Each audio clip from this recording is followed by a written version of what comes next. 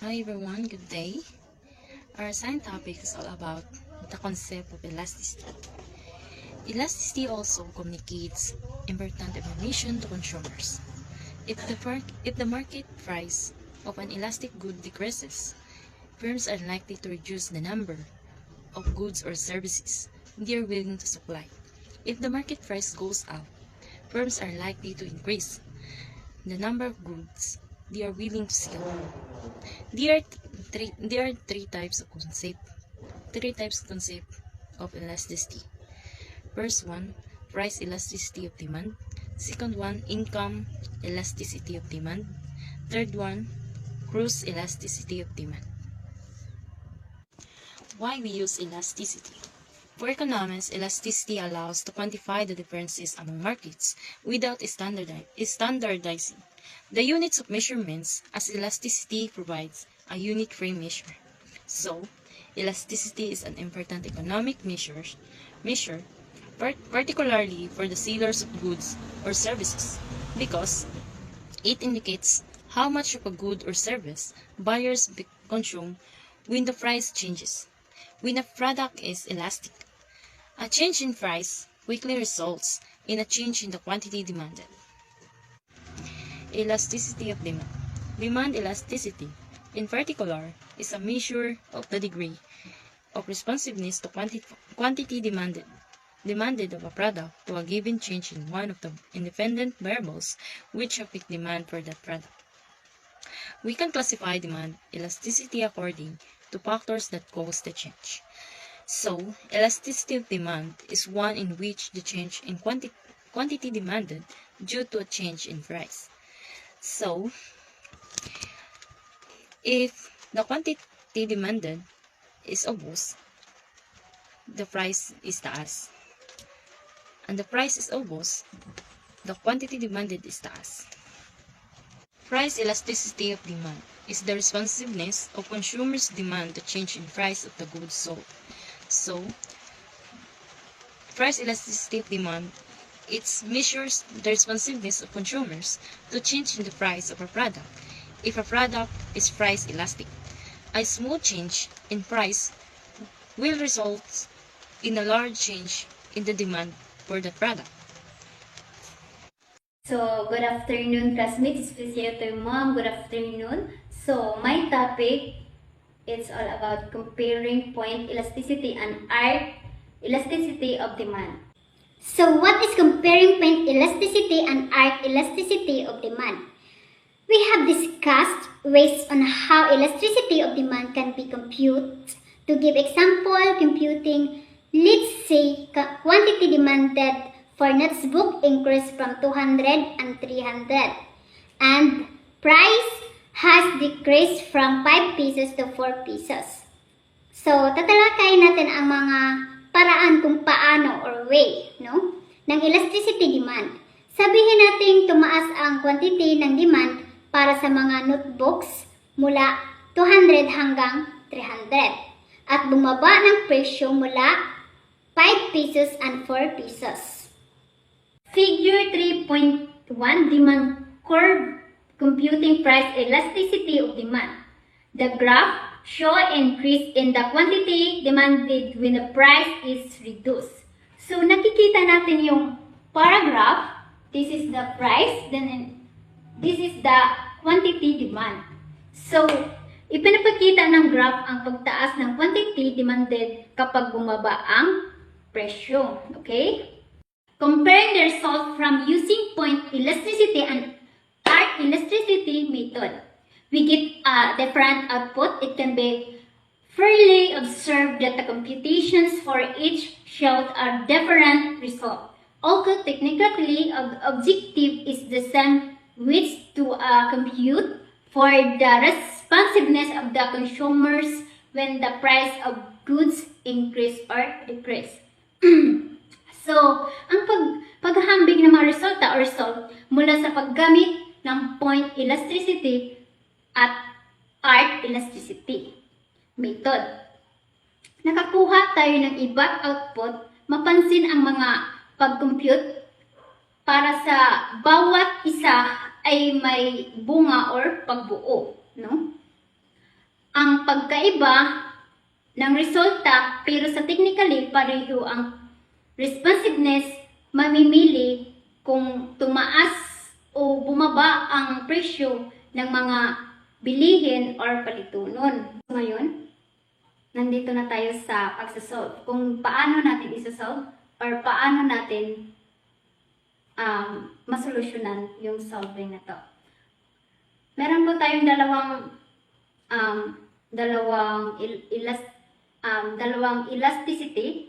First is point elasticity and second arc elasticity. So, but before yun siya, unahin natin yung point elasticity pag-solve. Okay? So, ngayon, uunahin natin ang point elasticity. So, ito yung given. Q1 equal 200. Q2 equal 300. And then, P1 equal 5 pesos. Then, P2 equals 4 pesos. So, yan. Yan ang yung given natin. So, this is the formula na to, no? So, mo na itong formula, Q2 minus Q1 close parenthesis and close parenthesis, then, divide siya sa Q1. So, over P2 minus P1, divide sa P1. So, now, yung, saan ba yung, natin? Q1. Si Q1 na to.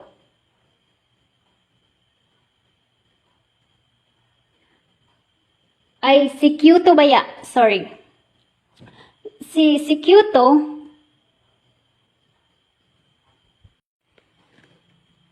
so, si 300, amo ini si Q2, minus, amo ini ang si 200, amo ni si Q1. Tapos, ang Q1 na to, amo sabi ni si 200. Tapos, si P2, amo si 4, minus, P1 si 5. P1, amo si 5, no? Divide 5. And then, ni si, ang si 300, gimaynusan nato sa 200, mao si 100. Ikopy na to ang 200. Tapos si 4, gimaynusan, ay si 5, gimaynusan ka 4, no? Mao na negative 1, ka bring down ang 5. Tapos, ang 100 gi-divide sa 200, amo ini ang 0.5. I-times nimo sa 100, amo ini siya 50%. Tapos, ang negative 1 minus, negative 1 gi-divide nimo sa 5, 0.2. Times nimo sa 100, amo ini ang 20%. Tapos, gi-divide nimo ang 50, divide 20, mo yung result na negative 2.5. Okay? So, mao ni ang arc elasticity. So, this is the formula. Q2 minus Q1, close parenthesis Q1 plus Q2, close parenthesis divide 2. Then, P2 minus P1, close parenthesis, and P1 plus P2, close parenthesis, divide 2. So, ang 300, gimaynusan ng 200, amo si 100, no? So, si 200, giplasa ng 300, amo si 500. Tapos, ang 2, i-bring down lang ade. So, now, ang 100, copy da. Tapos, ang 500, gi-divide sa 2. Ang 500 gi-divide sa, divide sa 2, amanin 250. So, kuman ang 100 divide sa 250. So, ang 100 divide sa 250 mao 0.4, no? 0.4. So, nga rin si 5 gimaynusan ng 4, so mao ni si negative 1. Tapos si 5 plus 4, i-plus da nato ini siya, mo ni si 9. Tapos i-bring down ra nato ang 2, copy da no. Tapos si negative 2 ato ra sa i-copy, tapos si 9 gi-divide sa 2 amo ning resulta 0.5. Tapos si 0.4 plus negative 0.22, si 0.4 gi-minusan siya ng 0.22 amo ini result 0.810. So nasabtan. And good day, classmates. My topic is interpretation of the elasticity coefficient. Okay, uno inibot pasabot ng ini. For economists to know, solving the elasticity coefficient is the only tool rather an end in itself. What is important to them and to you also is to understand the meaning of the computed elasticity coefficient. Para sa mga ekonomista mo, aminin tool diba na nagagamit nila pamaagi para ma-compute nila, ma-equal nila ng sakto ang mga kita, ma-survey ba, kumbaga ma-survey nila, pamil pamaagi para ma-equal ang sakto na kita sa mga sales, sa mga product, pag-compute tanan. Okay. Ang interpretation of elasticity kay may tulo ka klase na kuan haligi kibali niya. Ang una is unit elastic. Ang unit elastic kay may price elasticity. Ang price elasticity is equal to 1. Kung maglaong kita ng equal to 1 is equal siya, balance siya.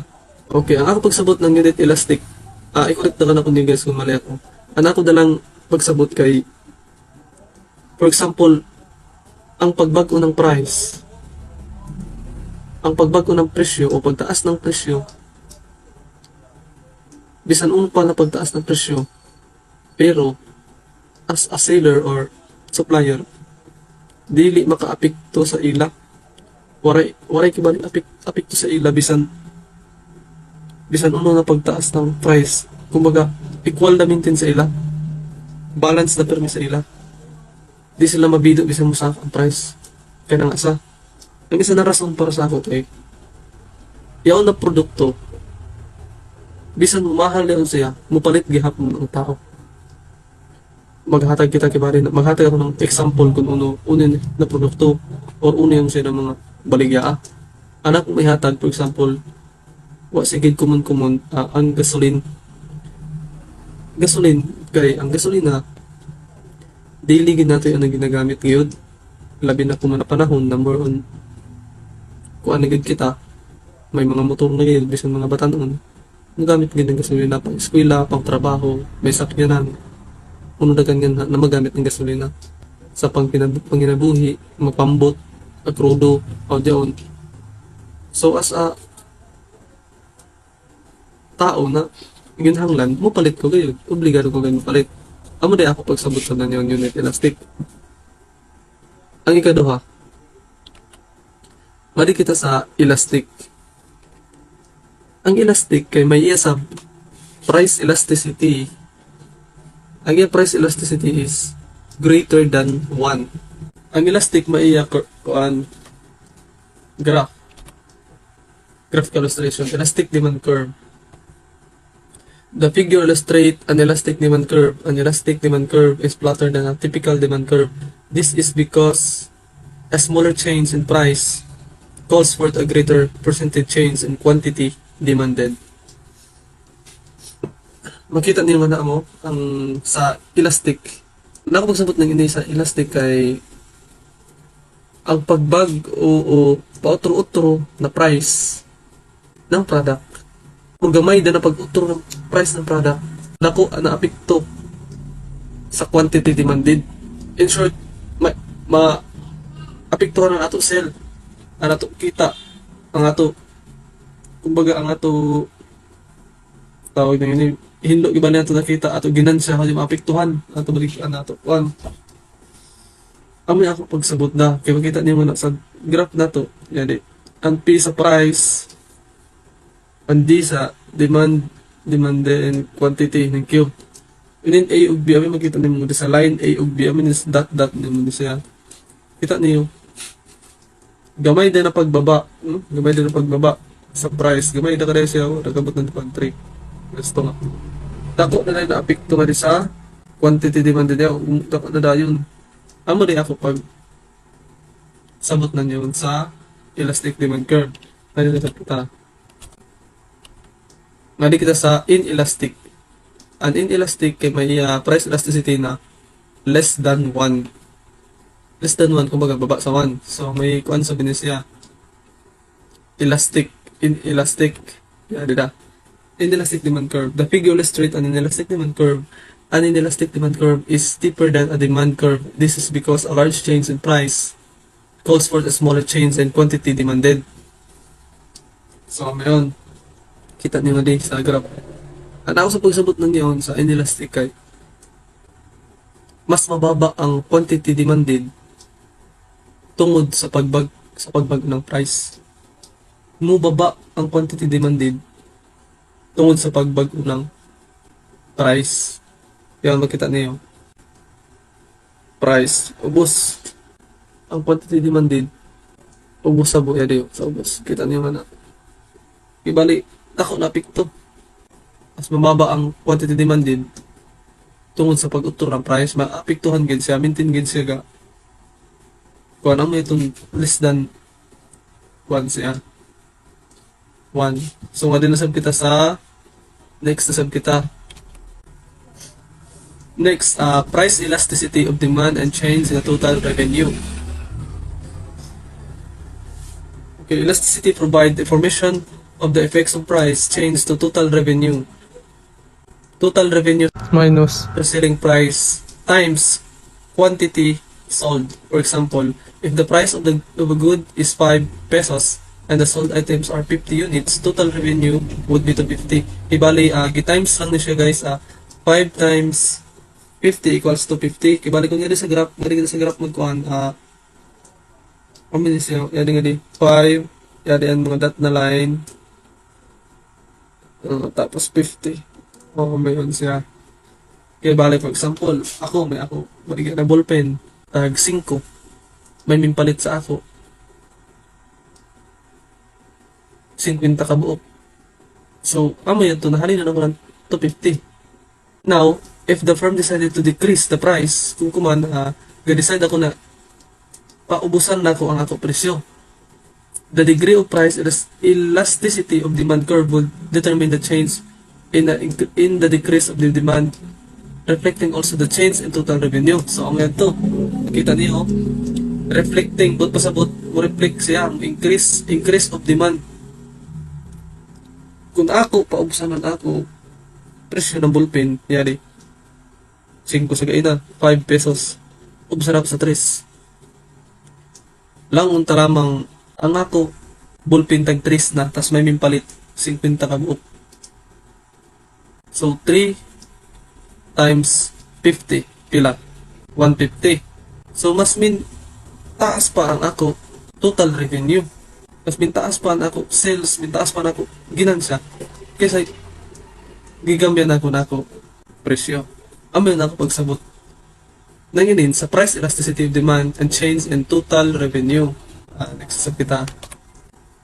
Total revenue with inelastic demand. Aminin graph sa total revenue with inelastic demand. TR1 equals 10 times 15 equals to 150. Amayon kibalian sa amin sa graph, makita niyo price. Amin tanong niyo 10. Amin may dot. 10 times 15 is equal to 150. Kumbaga anak ko ballpen sa pikas, di ba? Tag 5, ibaligya ko ng tag 5 an isa, muhalin ako ng mas mutaas siya, pero pag ako ubsan, mas mutaas pag ginan ako total revenue, mutaas pa na ako kita, mas mutaas pa na ako ginansya. Pero nga lahi, inelastic, lahi siya. Anak ko ballpen tag 10 pesos. Tapos may mimpalit ng 15 ka buok. So, i-times na to. 10 times 15 equals 150. Amo yan siya. Nga sa inelastic, kilahit sa siya. Kung ganito sa isa pikas, kung magpababa ako, mutaas na ako ginansya, mutaas na ako total revenue. Ngali sa inelastic lahi, mubaba na noon. For example, nga diyan ako ballpen, tag-Gs. Tag-Gs ang isa, may minpalit 15 ka buok. Ang ako kita, i-times na nimo. 10 times 15 equals to 150. Kuman, kaya na ako plano, ibabaan ko sa nako ballpen, kay makalida. Kaya abot ko 5, pamili 5, kita niyo. Ang minpalit, kay barato na sa 20, ang minpalit. 5 times 20. 100 na ganoon. Imbis na mo taas, ano mo, total revenue, minbaba na noon. Decrease siya sa 150. Yeah, di ba?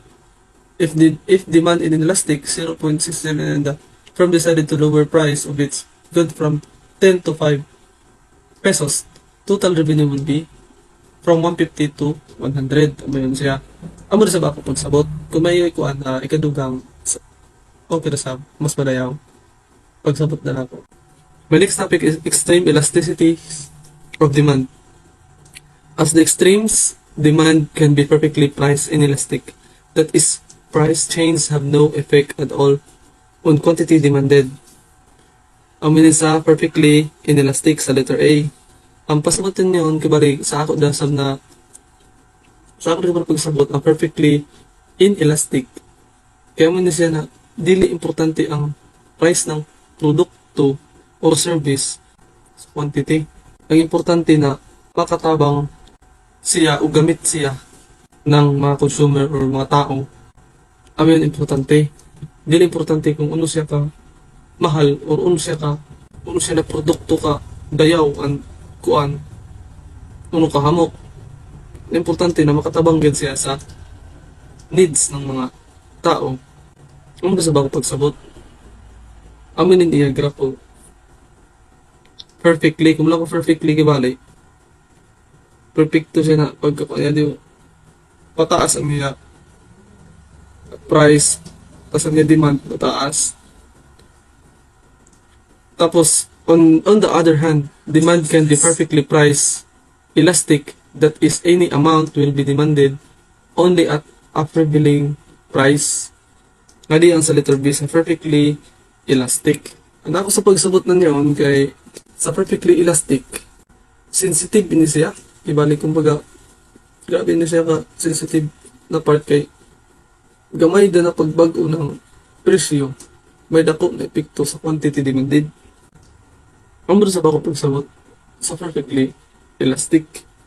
Ito ang ako pasabot sa extreme types of demanded elasticity. Okay, my last topic is income elasticity of demand.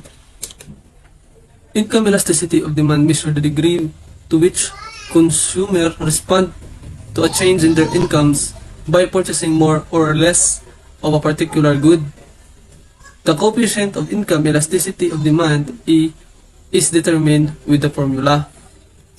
Para sa ako, ang pagsamot na ko ng income elasticity of demand kay bali siya ang pamaagi unhon pag sukod ng isa ka consumer sa iya income or kita niya, kung kaya ba niya mapalit yaon or kaya ba niya yaon na demand or swak ba yun siya income para mapalit yaon niya.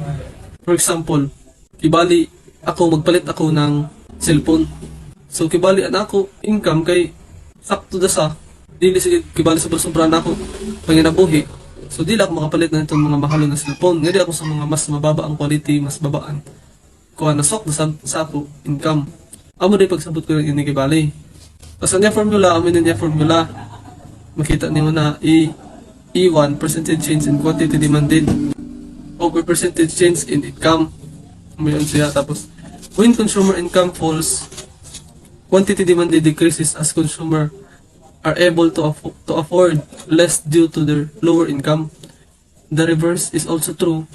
When consumer income rise, quantity demanded increases as consumer are able to afford more at higher income.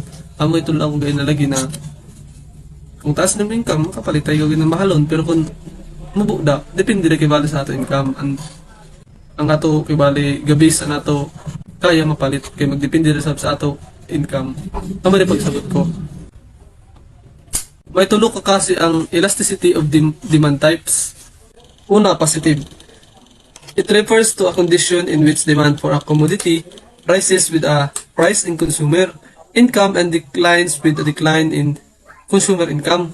Commodities with positive income elasticity of demand are normal goods.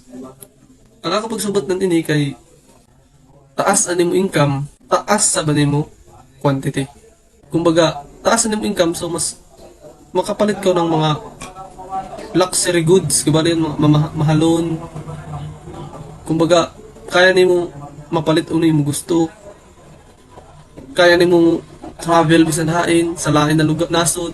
Kay taas ani mo income, may mo ika provide. Amo day pagsabot yun sa akong part. Ani kaduha, negative. Kung negative sab, it refers to a condition in which demand for a commodity decreases with a rise in consumer income and increase with a fall in consumer income. Inferior goods are such commodities. Inferior goods. Taas ang imo income, so baba ang imo quantity. For example, anako man motor Rossi. Kaya nako income, taasay. Nagkadugay, syempre, mas nagkataas na imo income. So, may ako sakto na budget. Di na ako mapalit ng Rossi, ng motor. Kaya dali sa madaot, nga din ako sa medyo branded, ng talang Honda. Kaya bali mag-change ka ng kuan. Kung matasan na yung income, di na ka mapalit nito ng mga baratohon. Sa, kaya balit na sabi ng ahit ay gamay. Amor sa bako pagsabot ng inay sa negative na part. Tapos sa number 3, ikatulo, 0. 0, it correspond to the situation when there is no impact of a rising household income on commodity production. Such goods are termed in essential goods. Kung maglaong kita ng essential goods, amoy na yung kinahanglanon, maintain daily needs, pangkada adlaw. Kumbaga, kinahanglanan isa ka tao or kinahanglan mo gid paliton bisan dapat imbis na dili ka pero kinahanglan, for example, suga, electricity, bisan uno ka kwartahan or ka way babaan nimo income or uno ka taas mo income, obligado ka magbayad ng electricity. Kay gamit sa nato yung electricity sa bisan hain, gamit sa gayod or yun mga lang talang gamit sa kusina, yung mapanluto lang talang mga salt, mga butane, mga yan mga normal na good na mga essential na ba, yan mga pampalasa, yan mga diba, na kinahanglan nato mapalit kay para sa ato magamit nato sa pangkadaadlaw. Amo rin na ako pagsabot ng ganyan sa 0. Elasticity of demand. A cross elasticity of demand measures the responsiveness of demand to change, and the price of the other goods indicator how much more or less of the particular product is purchased of the other price. Change the cross elasticity is defined as the percentage change in quantity demand of one good X divided by the percentage change in the price of the related good Y. The formula for the cross elasticity is E percentage and quantity of X demanded, then percentage change in the price of Y. So, the cross elasticity of demand tells us how the quantity demanded of one good changes when the price of the other related good changes. Kung tumaas yung presyo ng mga smartphone, halimbawa ni siya ha, at bumaba ang quantity demanded ng phone cases, itinuturing sila ng mga kaugnay na produkto na may across elasticity. Ang formula para sa across elasticity ay ang porsyento ng pagbabago sa quantity. No? Demanded ng isang good na hinati sa porsyento ng pagbabago sa porsyento ng kaugnay sa good or price of the related good. Two goods are considered complements if there is a negative relationship between the quantity demanded of the good and the price of the other good. Hence, the across elasticity of demanded for a complement is the negative. A fall in the price of complement brings forth as increase and the quantity demanded of the other good. In the other words, the quantity demanded of the good and the price of one of its complements change positive direction. Normal necessities are products that have a low but positive elasticity. Its income inelastic. Normal losers are products that have high and positive income elasticity. Its income elastic. So, complementary goods have a negative across elasticity of demand. For example, if the price of hot dog decreases, the quantity demanded of hot dog buns increase on the other demand or increases on the other hand. Substitute goods have a positive cross elasticity. If the price of beef increase, the quantity demanded of chicken increases. Normal necessities have low but positive income elasticity, while normal losers have high and positive income elasticity. Elasticity of supply. Supply elasticity refers to the reaction of response of sellers or producers to price changes of goods sold. In other words, it is a measure of a degree of responsiveness of supply to a given change in a price. So kibali, ang elasticity of supply is mauni ang ga-determine or unsa or pila kadako ang pag-change sa price of quantity of good. So to make it simple, mauni ang ginayo sa pag-measure. For example, so kibali, magbuhat kita ng graph.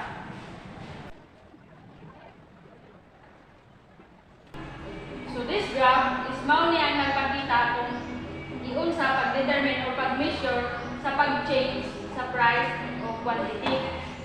So amo ni ang price din ang quantity. So ang price is always good sa naka-vertical, then ang quantity is naka-horizontal. So kung sa Cartesian plane pa, mao ni ang y-axis, then ang x-axis. Moreover, it is a percentage change, a quantity supplied given a percentage change in price thus. So mao ni siya ang formula sa pagkuha ng elasticity of supply. So makita niyo nga ni ang ES. So ES mao ni siya ang elasticity of supply. So elasticity of supply is equal to percentage change in quantity over percentage change in price. So ang sa taas, amo ni siya ang percentage change in quantity, tingnan ni sa ubos ay ang percentage change in price. So in order to solve the elasticity of supply, subayon lang ninyo siya nga formula. But before nato ma-solve ang elasticity of supply, isolve sa nato una ang percentage change in quantity o percentage change in price. So, in order to solve the percentage change in quantity, mauni siya ang formula. Ang Q2 is siya ang final na quantity. And ang Q1 is ang initial quantity. Same lang gihapon siya sa percentage change in price. P2 is ang final price, then ang P1 is ang initial price gihapon. So, kung matinga ka muna sa may number 2 ini siya nga ano ini gitawag na constant. Meaning, dili ni siya pwede kuhaon or dili ni siya pwede kulihan. For example, the current market price for coffee mugs is 18 pesos. With 5,000 coffee mugs supplied, a reduction in demand causes the price to fall to 15 pesos and supply drops to 4,000 mugs. So, initial price for P1 is 18 pesos. Then, Pito or final price is 15 pesos, 15 pesos. Then Q1 or initial quantity is 5,000. Then the Q2 or final quantity is 4,000. So let's solve this problem.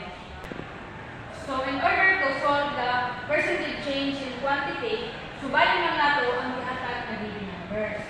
So Q2 is ang 4,000, then Q1 is ang 5,000, then Q1 is 5,000, Q2 is 4,000. Sabi lang nato ang 2, then 4,000 minus 5,000 is negative 1,000. Then 5,000 plus 4,000 is 9,000. Bracket, close the open parenthesis, then copy ang 2. Next step is i-copy ang 1,000, then 9,000 divided by 2 is 4,500. Negative 1,000 divided by 4,500 is equal to 0.22. So, dili sa natin ni pwede mabuta sa elasticity of supply, ang ating mo is i-convert into percentage. So, 0.22 times 100 is 22%. So, amo yung ating butangan sa elasticity of supply, 22%. So, in order to solve the percentage change in price, subayan lang natin ang gihatag na given numbers. P2, amo yung siyang 15, P1 is 18, yung sa ubos is P1, 18, P2 is 15. 15 minus 18 is negative 3. Then 18 plus 15 is 33. Copy ang 2. Then next step is copy gihapon ang negative 3. Then 33 divided by 2 is 16.5. Then negative 3 divided by 16.5 is 0.18. So, diligyan ko natin siya mabutang sa elasticity of supply. Kinahanglan is percentage. So, i-convert natin ini siya into a percentage. So, 0.18 times 100 is 18%. Butang na ito ni ang 18%. So, nakuha na nato ang percentage change in quantity of percentage change in price. So, para makuha na ito ang final answer, is ato lang siya i-divide. 22 divided by 18% is equal to 1.22. So, ang muna siya ang ato final answer. Supply elastic. The figure illustrates an elastic supply curve. An elastic supply curve is flatter than normal supply curve. This is because of the smaller change in the price calls for a greater change in the quantity supplied. So, kibali ang sa supply elastic, matawag na natin sa nga elastic, if ang price mag-increase, ang quantity isa is mag-increase. Supply inelastic.